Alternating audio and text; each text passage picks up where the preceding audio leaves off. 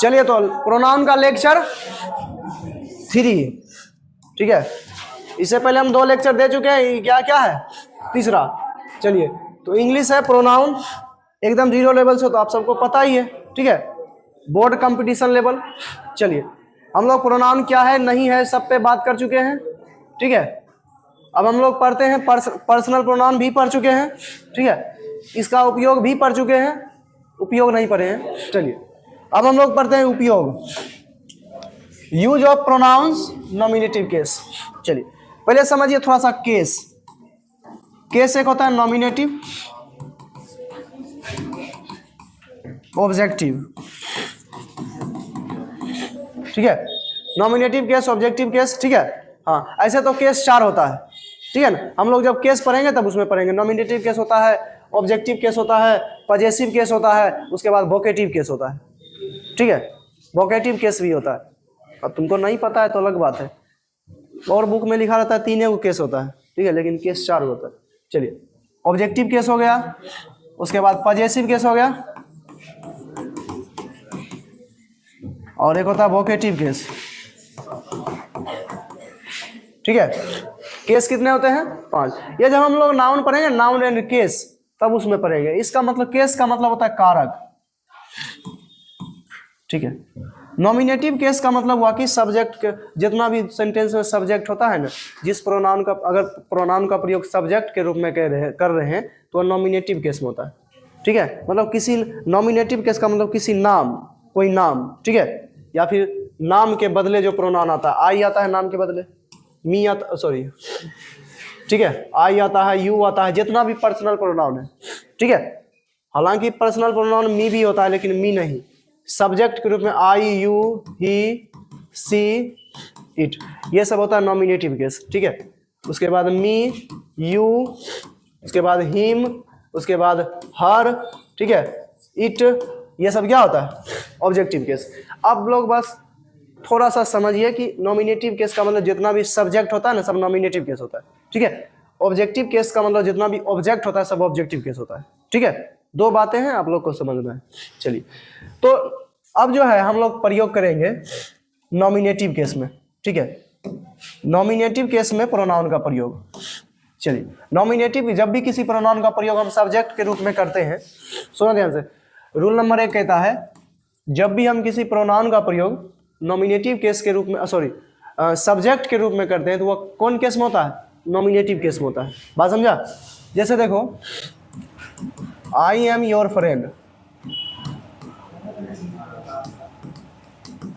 I am your friend, यहां पे कह रहा है जी, वीडियो कट गया तो फिर आई एम योर फ्रेंड, ठीक है, कहता है मैं आपका फ्रेंड हूं। क्या ये ऐसे लिखते हैं मी एम योर फ्रेंड?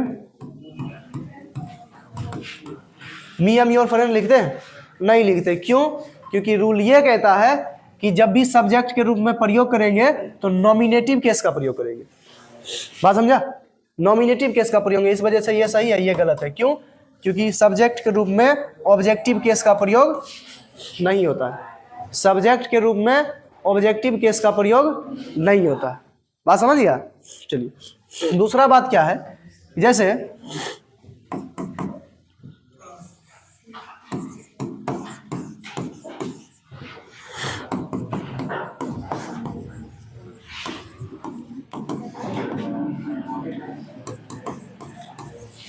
चलिए अच्छा बताइए पहले ये सही है कि नहीं, बताइए। हाँ जी, हाँ गलत है, गलत है। हाँ कॉल आया है, किसका कॉल? रहने दो। चलिए बताइए पहले ये सही है कि गलत है? हैं? सही है? अच्छा गलत है। अच्छा तुम्हारे कहने का मतलब यहाँ पर सर इज होना चाहिए, एम होना चाहिए था क्या? किसका फोन? अरे बबनी बेवकूफ,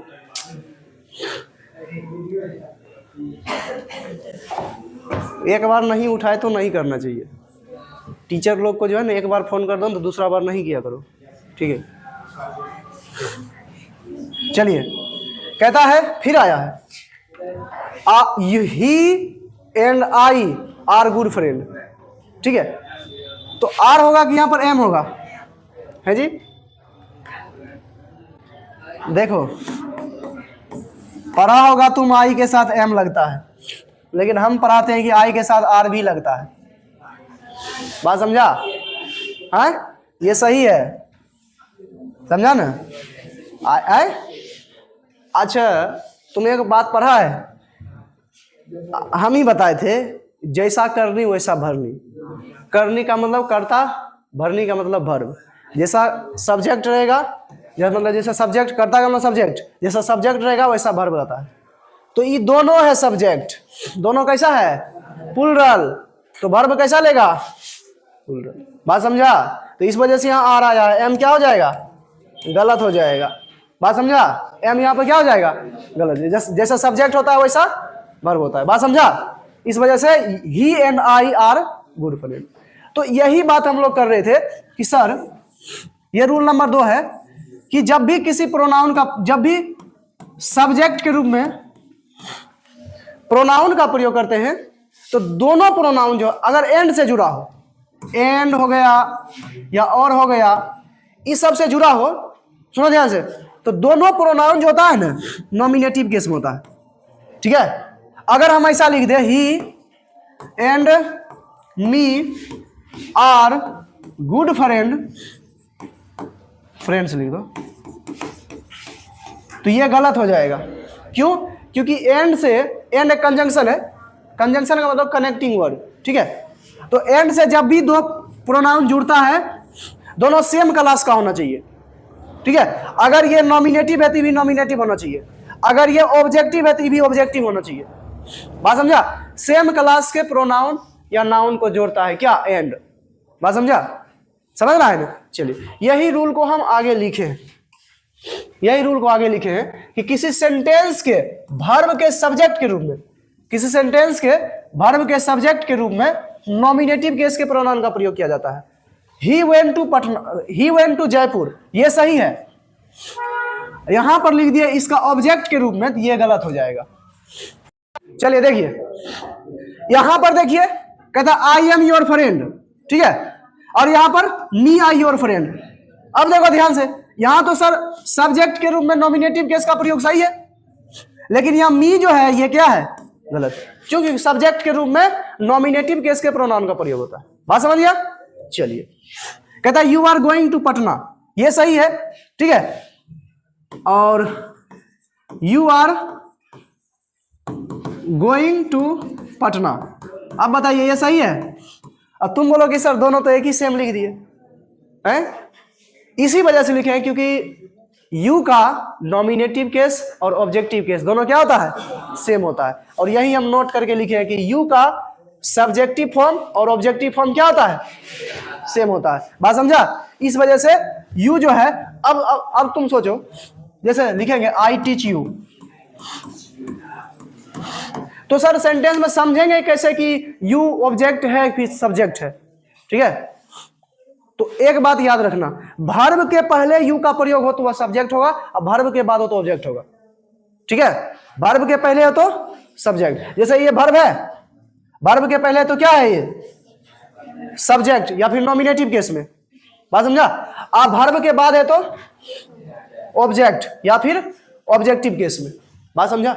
इस चीज को याद रखना। चलिए, तो ये रूल समझ गया ना कि जब भी किसी मतलब जो है सब्जेक्ट के रूप में किसी मतलब प्रोनाउन का प्रयोग होता है तो वह नॉमिनेटिव केस में होता है, ठीक है, सब्जेक्ट के रूप में। मी नहीं लिख सकते, ठीक है, हिम नहीं लिख सकते, हर नहीं लिख सकते, ठीक है।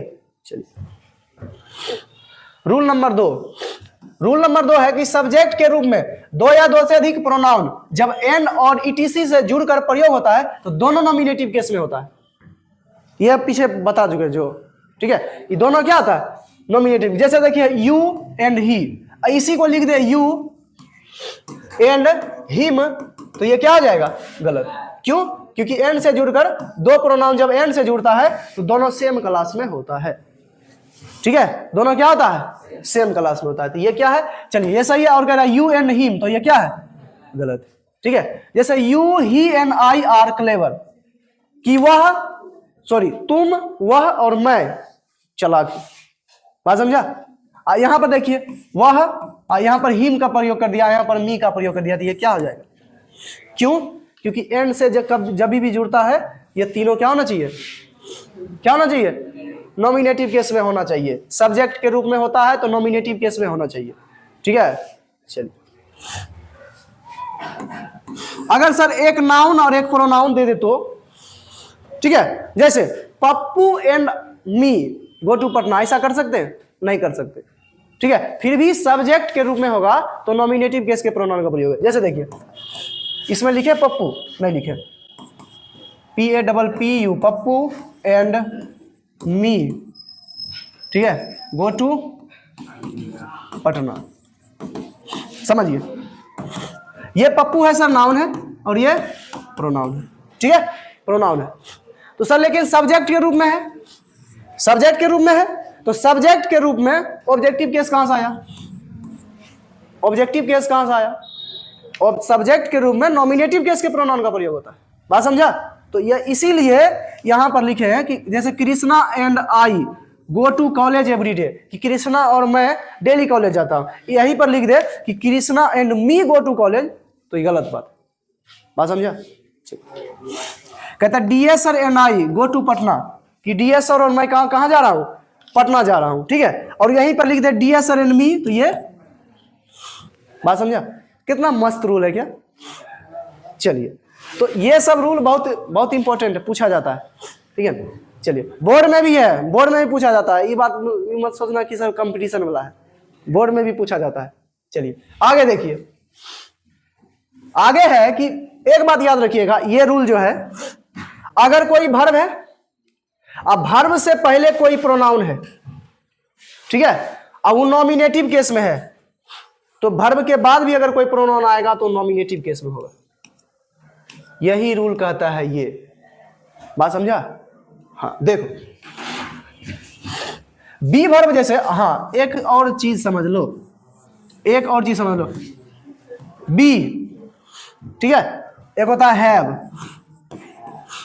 ठीक है। चलिए, बी वर्ब जो होता है ना, बी वर्ब, इज होता है, आर होता है, ये सब तो हम पहले बता चुके हैं। एम होता है, 11th में भी बहुत अच्छे से बताएं।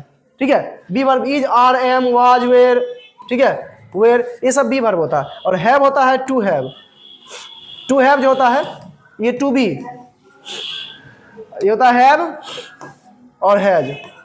और कह रहा है, यही सब कह रहा है कि बी वर्ब, बीन भी होता है, ठीक है, कहता है यही सब, ठीक है, ये सब के पहले, बी वर्ब के पहले यदि कोई प्रोनाउन, इट प्रोनाउन है, इसमें किसी को कोई शक नहीं है। चलिए, इट प्रोनाउन है, तो बी वर्ब के पहले यदि कोई प्रोनाउन नॉमिनेटिव केस में है तो उसके बाद भी कौन से केस में आएगा? नॉमिनेटिव। इसी वजह से इट इज आई लिखेंगे और इट इज मी नहीं लिखेंगे। इट इज मी क्या है? गलत है, कि यह मैं हूं, it is I, it is I सही है, इट इज मी गलत है। बात समझ गया ना? चलिए, उसी प्रकार देखिए, इट इज ही, यह वह है, बात समझा, यह वह है, और यहां पर लिख देंगे इट इज हिम, तो यह क्या है? गलत। बात समझा? यह थोड़ा सा इंपॉर्टेंट है, बोलने में सब प्रयोग करता है, स्पोकन में इसका प्रयोग होता है। ठीक है, it is me, it is me गलत, इट इज आई, सब बोलता है it is me, it is me, ठीक है, लेकिन इट इज आई होगा। ठीक है, यह मैं हूं, समझे? चलिए, अब देखिए, अब आगे चलते हैं जी, डायरेक्ट रूल लिख दिए, स्लाइड खाली नहीं है क्या? चलिए, अब हम समझते हैं ऑब्जेक्टिव केस में प्रोनाउन का प्रयोग।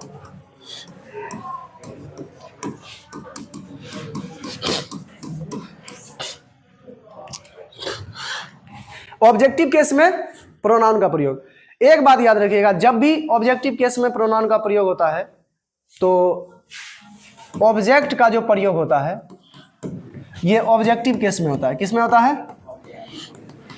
ऑब्जेक्टिव केस में होता है। सेंटेंस में ऑब्जेक्ट का प्रयोग ऑब्जेक्टिव केस में होता है, ठीक है, और सब्जेक्ट का प्रयोग नॉमिनेटिव केस में होता है। बात समझ गया ना? ऑब्जेक्ट का प्रयोग ऑब्जेक्टिव केस में, सब्जेक्ट का प्रयोग नॉमिनेटिव केस में, ठीक है। चलिए, तो यही बात को पढ़ रहे थे कि सर जैसे एक प्रश्न है, आई टीच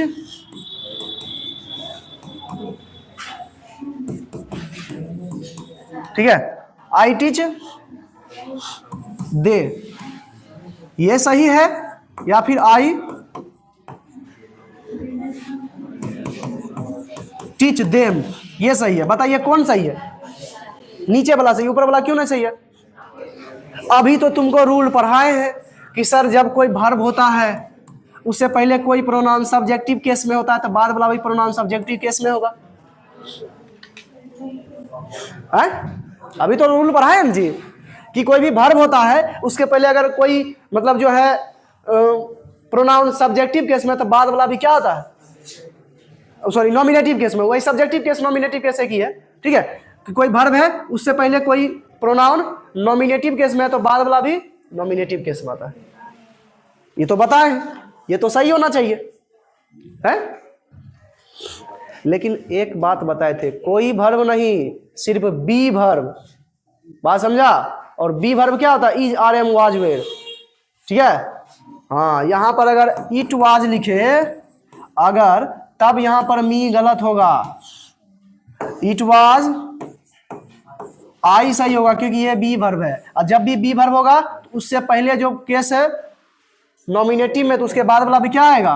नॉमिनेटिव। लेकिन ये बी वर्ब है क्या? ये तो मेन वर्ब है जी, ये तो मेकअप करने वाला वर्ब है। बात समझा ना? मेकअप करने वाला वर्ब का मतलब जिसका रूप बदलते रहता है, ठीक है, जिसका रूप क्या होता है? बदलते रहता है। अब जैसे लड़की लोग मेकअप करती है तो रूप नहीं बदलते रहता है? नहीं बदलता है। दुनिया में कहीं भी चल जाओ, एक वर्ड हमेशा इंग्लिश में लिखा रहता है, ब्यूटी पार्लर, समझा? हिंदी में नहीं लिखा रहता है। हिंदी में होता है महिला मुख एवं काया पलट जादुई केंद्र, ये कहीं नहीं लिखा रहता है। बात समझा? देखो देखो तो सुनो, तो सर जब भी ऑब्जेक्ट के रूप में किसी प्रोनाउन का प्रयोग होता है तो ऑब्जेक्टिव केस में होता है, ठीक है। इसलिए ये क्या है? गलत है क्योंकि ये नॉमिनेटिव केस में। बात समझा? ये सही है। वो समझ गया ना? उस रूल से कंफ्यूज हो सकता है। हाँ, तो उस कंफ्यूजन के लिए आपको याद रखना है कि यहाँ पर बी वर्ब होना चाहिए। कौन सा वर्ब होना चाहिए? बी वर्ब, ठीक है। चलिए, तो इसी चीज को हम लोग देख लेते हैं। कहां गया चोट्टा? हाँ, ऑब्जेक्टिव केस में प्रयोग, ठीक है। यही बात हम लिखे हैं कि किसी सेंटेंस के वर्ब के ऑब्जेक्ट के रूप में ऑब्जेक्टिव केस के प्रोनाउन का प्रयोग किया जाता है, ठीक है। किसी सेंटेंस के वर्ब के ऑब्जेक्ट के रूप में ऑब्जेक्टिव केस के प्रोनाउन का प्रयोग किया जाता है। बात समझा? चलिए, इसीलिए लिखे हैं my brother told me a story. अब इसी को लिख दें my brother told I a story, तो यह क्या हो जाएगा? गलत हो जाएगा। बात समझा? क्योंकि ऑब्जेक्ट के रूप में ऑब्जेक्टिव केस के प्रोनाउन का प्रयोग होता है, समझा? चलिए, और देखिए आई टीच हिम, मैं उसे पढ़ाता हूं। इसी को लिख दे कि आई टीच ही, ये क्या हो जाएगा? गलत, क्योंकि ऑब्जेक्ट के रूप में ऑब्जेक्टिव केस के प्रोनाउन का प्रयोग होता है। बात समझा? चलिए, कहता है यू टाउट मी इंग्लिश, तुम मुझे इंग्लिश पढ़ाते हो, पढ़ाया, ठीक है। तुम मुझे इंग्लिश पढ़ाया, आप मुझे इंग्लिश पढ़ाया, ठीक है। तो यहां पर देखिए कि सर ये मेन वर्ब है तो ऑब्जेक्ट है, ऑब्जेक्ट के रूप में ये सही है। अगर इसी को लिख दे यू टाउट आई इंग्लिश, ये क्या हो जाएगा? गलत हो जाएगा। बात समझा? तो यही सब रूल है, ठीक है ना।